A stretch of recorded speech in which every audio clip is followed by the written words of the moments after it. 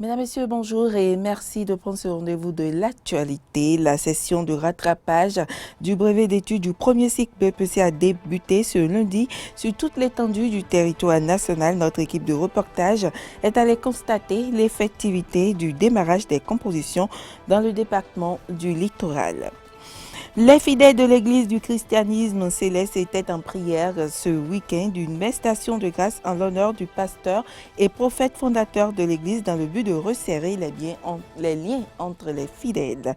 Et puis les Français ne sont pas partis massivement voter au régional une fois de plus avec 66% d'abstention, une élection régionale et départementale remportée par les partis traditionnels de la gauche et de la droite.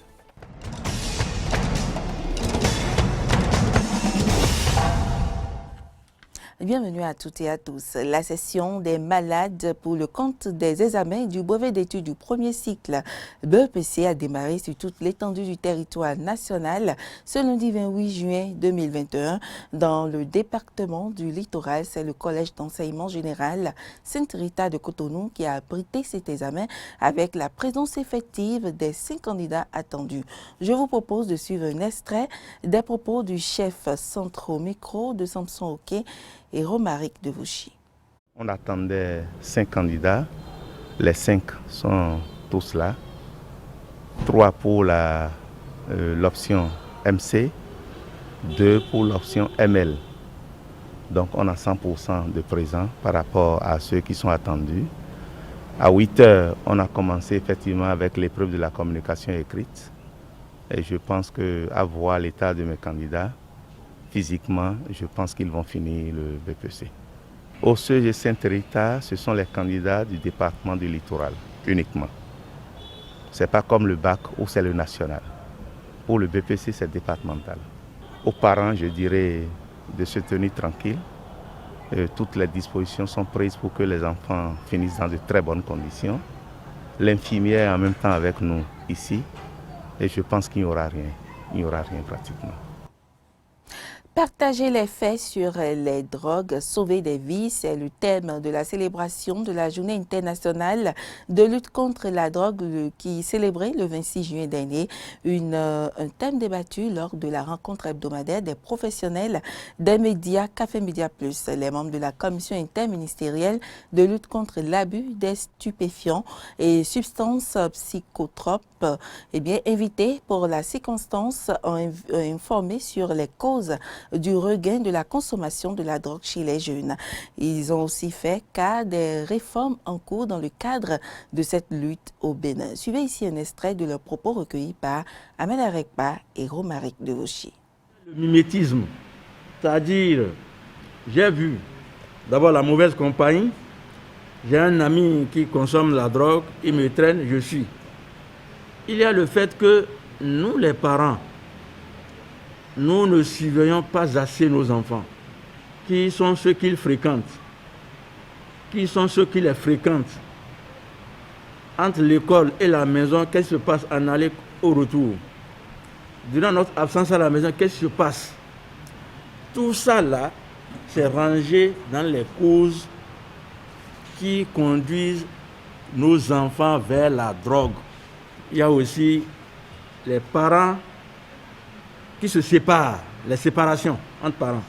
Au Bénin, ce que nous essayons de faire, c'est que nous luttons avec le SILAS, qui est le comité interministériel.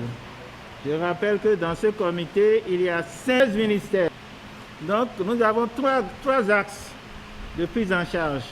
La réduction de l'offre, et c'est ce qui fait que vous voyez tous les jours pratiquement à la télé, saisie de telle quantité de drogue, telle personne interpellée, etc. Nous avons également la réduction de la demande. La demande, c'est la prise en charge des consommateurs, donc prendre soin de leur état de santé. Et de plus en plus, il y a les risques liés à cette consommation.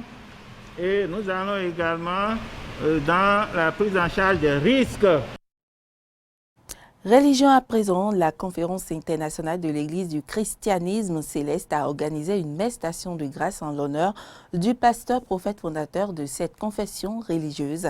Elle fait suite à une veille de prière qui s'est déroulée sur la paroisse Sainte-Famille de Kokokodi et qui vise l'union entre les fidèles célestes. Les précisions avec Carole Olaye et Damien Pédo. Ce culte d'action de grâce en l'honneur du fondateur de l'Église christianisme céleste vient marquer un nouveau départ au sein de cette communauté religieuse, celui de l'unité, de la consolidation et de l'entente entre les fidèles. Organisée par la Conférence internationale de l'Église du christianisme céleste, CIECC, cette messe a été le fruit d'une révélation spirituelle qui marque également la relance des activités de cette structure dirigeante de l'Église. Nous voulons l'unification de l'Église, l'unité. Vous comprenez? Parce que Dieu a voulu que nous soyons toujours un. Et le PPF, le pasteur, prophète fondateur, aussi a voulu que nous soyons un. Et donc, il a quitté ce monde, mais il vit toujours parmi nous. Donc, si on se souvient de lui, à une semaine de notre fête d'action de grâce, ce que nous soyons un. Nous avons une multiplicité de pasteurs dans le monde. Il y a beaucoup de pasteurs. Et alors que le prophète pasteur avait demandé de son vivant que son église n'aura qu'un seul pasteur comme le pape. Donc c'est la raison pour laquelle nous souhaitons que toutes les voix puissent parler ensemble, que l'église puisse redevenir une, comme au temps du prophète pasteur Oshofa.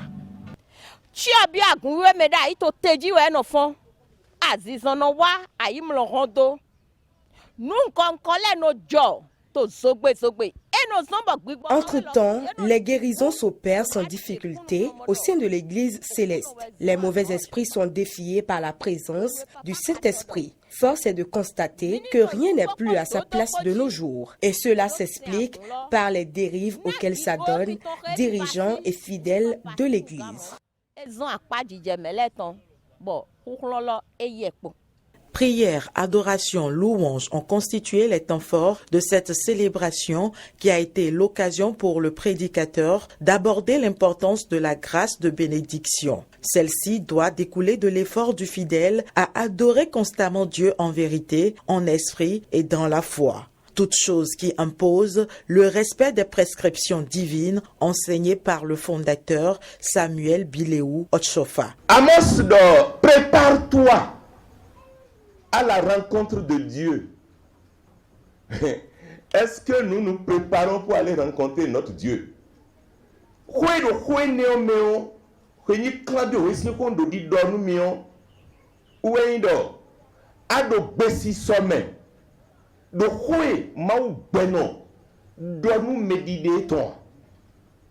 C'est la sanctification, ça. Mais c'est de Maouton. Était Maou donne papa au chauffeur de Godrossi, Zouboua, mais pendant 3 mois, vous n'avez pas été là. Et pourquoi vous rejetez ça là du revers de vos mains?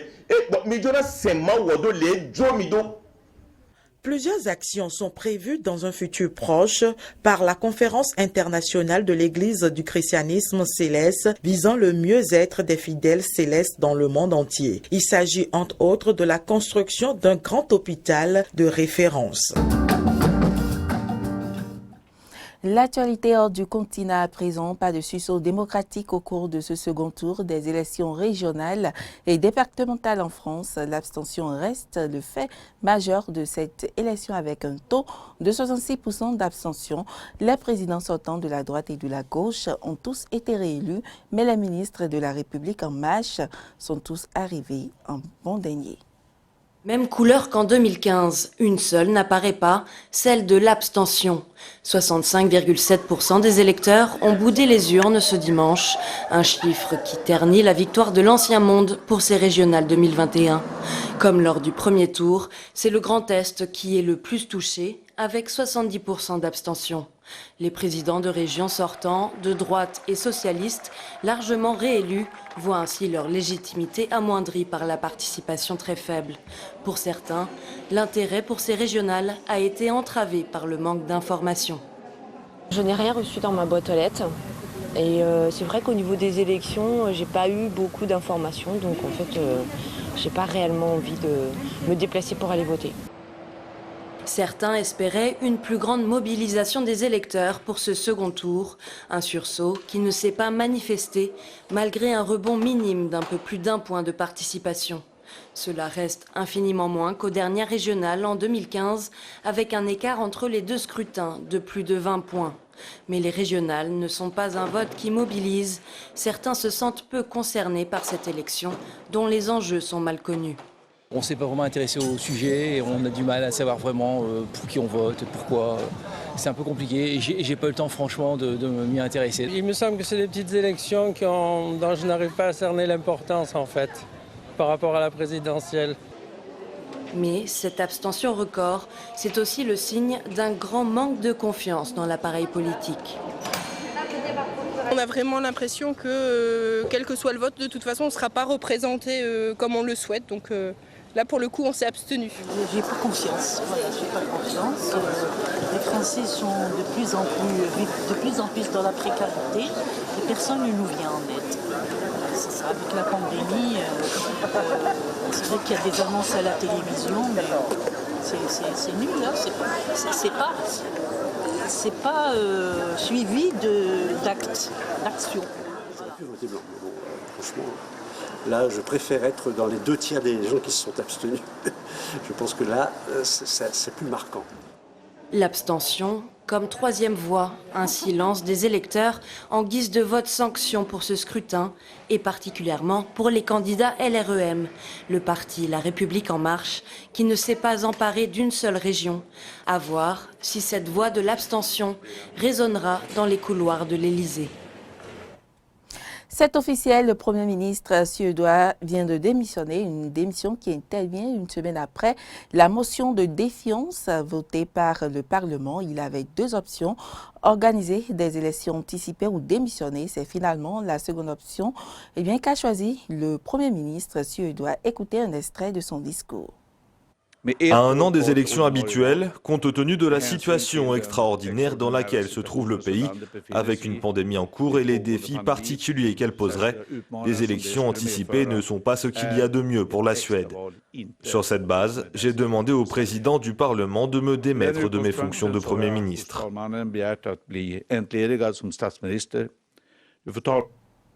Le Liban s'enfonce dans la crise. La population n'arrive plus à s'approvisionner en produits de base. Une situation qui engendre des manifestations violentes comme ce week-end. L'essence se fait rare et les caisses de la Banque centrale sont vides. Les subventions ne sont plus assurées. Des poubelles brûlées, des boutiques fermées, des files interminables aux stations-service. C'est le quotidien des Libanais depuis plusieurs mois. Des manifestations qui se poursuivent encore ces jours-ci. Et pour cause, une crise économique majeure qui rend la population de plus en plus pauvre. Tous les gens ont faim, personne n'a rien à manger, personne ne peut rien faire. Il n'y a pas d'électricité dans les maisons, les enfants ont besoin de lait et personne n'a les moyens d'en acheter. C'est pourquoi nous sommes ici. 55% des Libanais vivent aujourd'hui sous le seuil de pauvreté. La dépréciation de la monnaie nationale bat des records, qualifiant la situation au Liban d'une des pires crises mondiales jamais connues depuis 1850, selon la Banque mondiale. Le dollar est maintenant à 16 000 livres et les files d'attente humiliantes aux stations-service viennent voir Hassan Nasrallah. Les gens meurent de faim et personne ne s'occupe d'eux. Regardez autour de vous et voyez si quelqu'un a 1 centime. Qu'ils descendent. Nous qui avons gagné contre l'ennemi israélien, c'est le prix à payer. Une dégradation économique qui en vient à miner un des piliers du Liban, ses forces armées, dont l'affaiblissement menace la sécurité et la stabilité du pays. Son commandement en chef a même lancé un appel à l'aide à la communauté internationale. Elle s'est réunie à l'initiative de la France lors d'une conférence organisée le 17 juin dernier. L'Union européenne, de son côté, soutient qu'un accord avec le Fonds monétaire international est nécessaire, mais conditionné à une réforme de la gouvernance politique. Une décision soutenue par les États-Unis qui appelle le Liban à former un véritable leadership. Depuis plus d'1 an et demi, le peuple libanais exige la transparence, la responsabilité et la fin de la corruption endémique et de la mauvaise gestion qui sont à l'origine de ces difficultés. Les États-Unis, la France et la communauté internationale sont prêts à aider le Liban. Le Liban est engagé dans un changement significatif, mais nous avons besoin de voir un véritable leadership à Beyrouth. Le pays est sans gouvernement depuis plus d'1 an et demi, malgré 2 tentatives échouées de former une coalition. En cause, des querelles entre les principales forces politiques. Certains accusent également le manque de transparence et la corruption. Le Liban, essoufflé, commémorera le 4 août, le premier anniversaire de l'explosion du port de Beyrouth, qui a fait plus de 200 morts. La population de la capitale de Bangladesh en déplacement massif ce dimanche. Elles rejoignent les campagnes pour éviter un nouveau reconfinement strict qui a pris effet ce lundi matin. De nouvelles restrictions qui interviennent face à l'accroissement des cas de contamination liés au variant Delta du coronavirus. Fuir la capitale avant le confinement. Tout au long du week-end, dans ce petit port fluvial situé au sud de Dhaka, des ferries remplis de familles et de travailleurs originaires des campagnes traversent le fleuve Padma.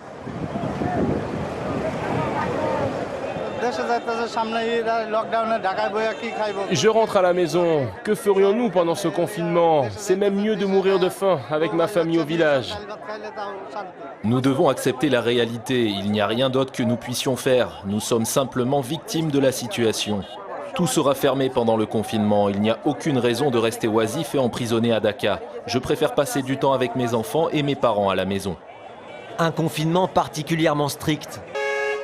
Toutes les administrations publiques et les entreprises du secteur privé du pays seront fermées jusqu'au 5 juillet. Seuls les déplacements à caractère médical seront autorisés. Personne ne peut sortir de son domicile sauf en cas d'urgence, précise d'ailleurs le communiqué du gouvernement publié vendredi soir. La police et les gardes frontières seront déployés dans le pays pour faire respecter le confinement et l'armée pourrait être appelée en cas de besoin. La situation est dangereuse et alarmante. Si nous n'arrivons pas à la contenir maintenant, nous serons confrontés à une situation semblable à celle de l'Inde. Depuis la mi-mai, le nombre de cas augmente dans le pays qui recense depuis lundi plus de 4000 nouveaux cas quotidiens. Une augmentation imputée au très contagieux variant Delta. Selon les autorités, c'est dans les régions proches de la frontière avec l'Inde, dans les villes de Khulna et Rajshahi, que la situation est la plus catastrophique. Pourtant en Inde, la situation s'est quelque peu améliorée avec environ 50 000 cas recensés ces derniers jours. Un nombre bien inférieur aux 400 000 cas quotidiens comptabilisés au plus fort de la flambée épidémique en mai dernier. Et ce sera tout pour cette édition. Merci pour l'attention. À demain.